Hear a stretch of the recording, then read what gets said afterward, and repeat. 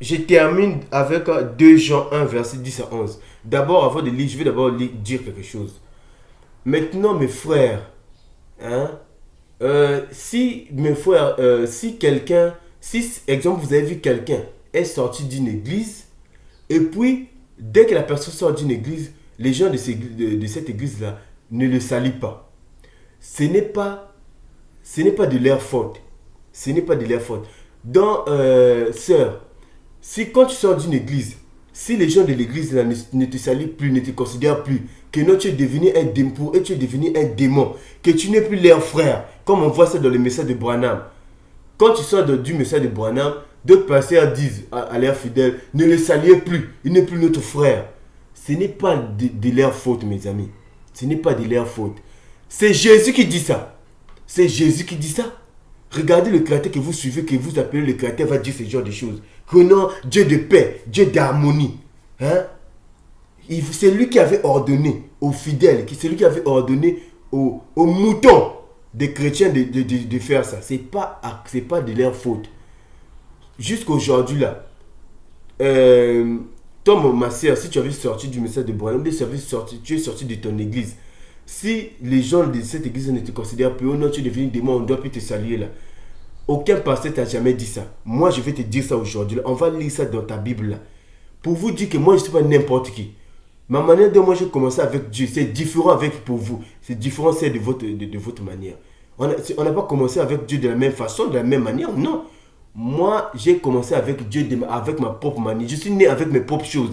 Chacun de nous naît avec ses dons. Moi, je vais vous montrer ça, mes frères. Je ne pense pas que quelqu'un vous a déjà montré ça. Moi, je vais vous montrer ça. C'est Jésus qui a ordonné ça. Si quelqu'un sort, on va lire 2 Jean 1, verset 10 à 11. La Bible dit, c'est Jésus qui parle. En disant que si quelqu'un ne croit pas avec vous, ne lui dit pas bon. Écoutez ce que Jésus dit. Si quelqu'un vient à vous et n'apporte pas cette doctrine, ne le recevez pas dans votre maison et ne lui dites pas salut. C'est Jésus qui dit ça. Donc quand tu sors d'une église, quand tu ne crois pas comme les gens de ton église, quand tu sors de leur milieu, Jésus dit, ne dis pas bonjour, ne le saluez pas. Donc si quelqu'un ne croit pas la même chose avec toi, ne le salue pas, ne lui dis pas bonjour. C'est Jésus qui dit ça. Voilà pourquoi quand vous sortez d'une église du Branham, on dit que vous n'êtes plus le fort de cette église-là. Ne lui dites pas bonjour. C'est Jésus, celui qu'on appelle Dieu. C'est lui qui avait ordonné ça aux chrétiens. Donc ce n'est pas de leur faute. C'est Jésus qui dit ça. Ne lui dis pas bonjour. Donc comme moi comme ça là, moi ma doctrine est différente de leur doctrine. Alors ils vont dire que non, je ne suis pas frère. Que non, je suis rétrograde. Je suis devenu dénou. Je dis n'importe quoi. N'importe quoi. Donc verset 11.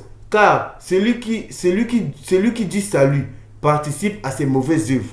Donc si tu ne crois pas la même chose qu'eux, on va dire qu'on doit plus te dire, Jésus dit qu'on doit plus te dire bonjour. Parce que toi aussi tu vas considérer comme un démon, un Satan. Que non, toi aussi tu as des mauvaises œuvres.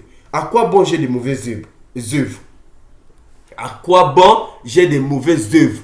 Parce que je ne crois plus comme vous, que non, j'ai des mauvaises œuvres.